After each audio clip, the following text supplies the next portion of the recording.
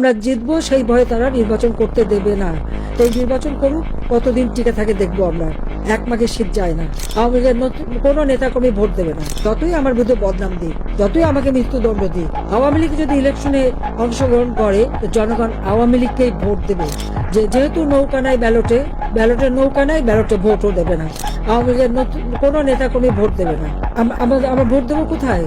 হ্যাঁ, এখন আমাদের কাছে অনেকে আসবে, অনেকে মিঠে মিঠে কথা বলবে, অনেকে পটাবে, অনেক কিছু করবে, কিন্তু আমাদের এটাই মাথায় রাখতে হবে যে ওই ব্যালটে আমরা ভোট দিতে পারি না বা আওয়ামী লীগ ভোট দেবে না। আমরা নির্বাচন বর্জন করি না, আমরা নির্বাচন করতে চাই, কিন্তু ওরা আমাদের করতে দেবে না। ডিফারেন্সটা ওখানে, তফাৎটা ওখানে। বিএনপি বর্জন করেছে, আমরা বর্জন করি না। আমরা তো নির্বাচন করতে চাই, আমরা জিতবো সেই ভয়ে তারা নির্বাচন করতে দেবে না। এতটুকু দেশপ্রেম নেই। আমাদের কষ্ট হচ্ছে আমাদের নেতাকর্মীদের, কারো ঘর নাই, বাড়ি নাই, বাড়িতে থাকতে পারে না, পরিবারের সাথে দেখা করতে পারে না, চিকিৎসা নিতে পারে না। তার উপর তাদের অত্যাচার, নির্যাতন যেভাবে গায়ে হাত তুলছে, কারা কারা করছে সমস্ত নাম তালিকা করে রাখতে হবে। আর আমার বিরুদ্ধে তো একটা তো হচ্ছে প্রায় 400-র উপরে মামলা, আমি হত্যা করেছি, তার উপর আবার মৃত্যুদণ্ড দিয়েই দিয়েছে। এখন আর ভয় কিসের? ওই শাস্তি তো পেয়ে গেছি। এবং ওই নির্বাচনে সবাইকে বলে দিতে হবে জনগণকে যে আপনাদের ভোট কেন্দ্রে যাওয়ার দরকার নাই, ভোট তোরা নিজেরা ঘোষণা দিয়ে নেবে।